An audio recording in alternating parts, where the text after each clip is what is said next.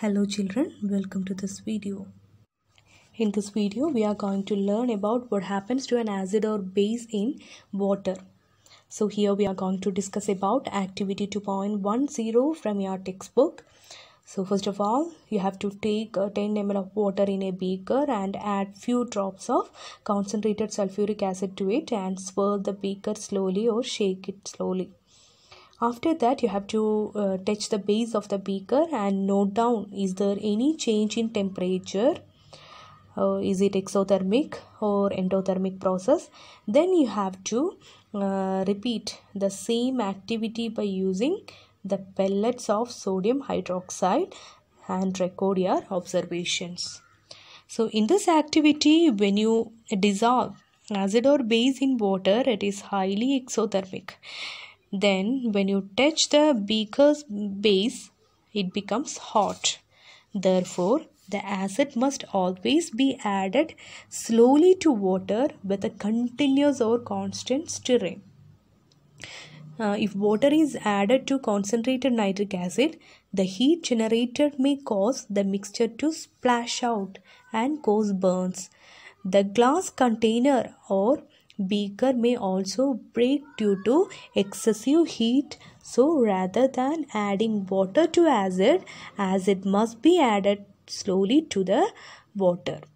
So you can always see a warning sign on the can of the sulfuric acid or can of the sodium hydroxide. Okay, so you have to very careful when you are dealing with acids or bases. Then next, what happens when we mix these acids or bases with water? So when we are mixing these acids or bases with water, it results in decreasing in the concentration of ions like H3O plus or OH minus ions per unit volume. Such process is called dilution, and the acid or base is said to be diluted when we mix water with this acid or base. Okay, so in this way we are diluting acid and base. You might be heard about concentrated and diluted. Diluted means you should add water to it for diluting a substance. Then this is the warning sign displayed on a container which containing acids or bases.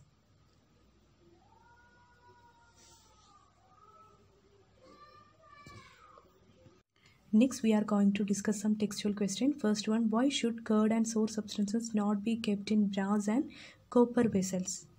Answer, curd and other sour substances react with brass and copper vessels and form hydrogen gas and other harmful substances due to the presence of acids in them.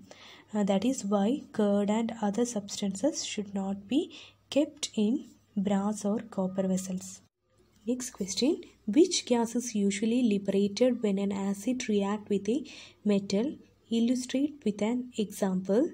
How will you test for the presence of gas?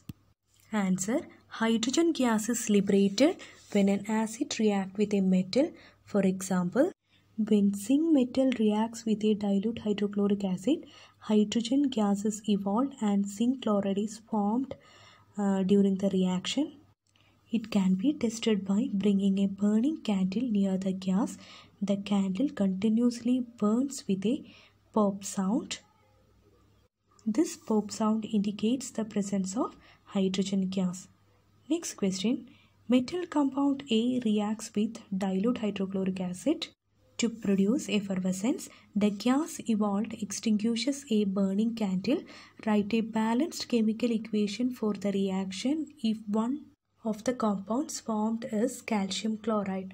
Answer, when calcium carbonate reacts with hydrochloric acid, it produces carbon dioxide gas with effervescence. Carbon dioxide used as fire extinguisher, hence it extinguishes a burning candle.